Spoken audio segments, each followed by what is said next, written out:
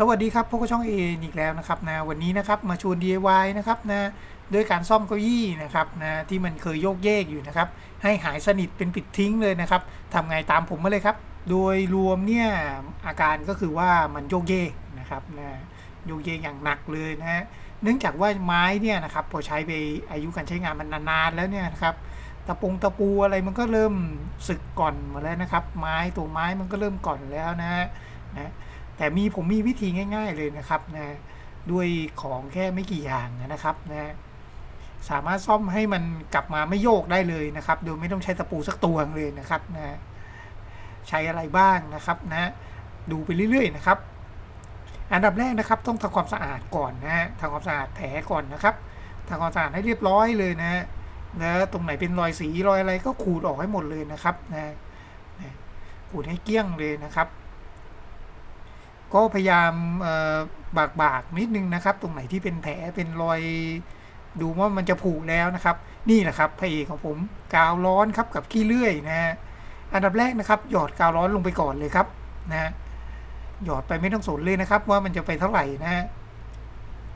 จากนั้นนะครับเอาขี้เลื่อยนะครับพอกลงไปเลยนะครับนะเสร็จแล้วนะครับทากาวร้อนซ้ำอีกทีหยดกาวร้อนซ้ำนะครับนะแล้วก็ยังไม่จบนะครับพอหยดกาวร้อนซ้ำเสร็จก็ต้องเอาขี้เลื่อยทับอีกทีหนึ่งนะครับนะนี่นะครับผมก็ทับไปทับมาเนี่ยนะครับให้มันมีพื้นผิวนะครับหรือเลเยอร์ของตัวกาวร้อนนะครับนะ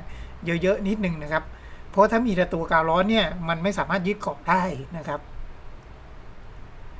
ก็เนี่ยครับทำไปเรื่อยๆเลยครับไล่เก็บหมดเลยนะครับทุกจุด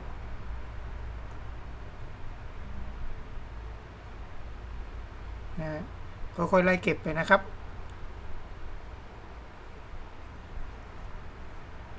ก็ไล่เก็บตามข้อต่อนะครับนะตรงรอยตะปูอะไรเก่าๆที่มันผุหมดแล้วนะครับนะก็เอากาวร้อนหยอดเข้าไปเลยครับเสร็จแล้วก็โรยขี้เลื่อยเหมือนเดิมนะครับ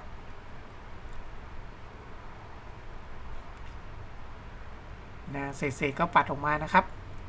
ปัดออกมาแล้วก็ทำอีกฝั่งหนึ่งนะครับเนี่ยครับโกยแล้วสาดเลยนะโกยแล้วเหยาะลงไปเหมือนโรยพริกไทยเลยนะครับพยายามให้เข้าถึงทุกจุดนะครับนะจริงๆแล้วเรื่องความหนาไม่ต้องสนนะครับนะถ้ามันหนามากเกินจนน่าเกลียดนะครับเราสามารถขัดออกได้นะครับนะขัดด้วยเครื่องขัดกระดาษทรายนะครับติดลูกหมูนะครับนะหรือถ้าไม่ซีเรียสอะไรก็ไม่เอาความสวยงามมากก็ไม่ต้องออกครับ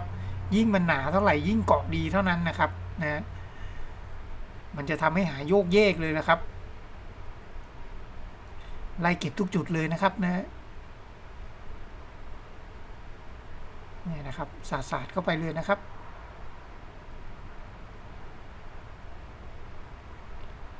ก็เรียบร้อยแล้วนะครับนะจากนั้นก็เราก็เอาลงมาทดสอบกันไอ้นี้ผมเก็บหมดทุกจุดเลยนะครับนะก็ค่อยๆเก็บไปเรื่อยๆนะครับ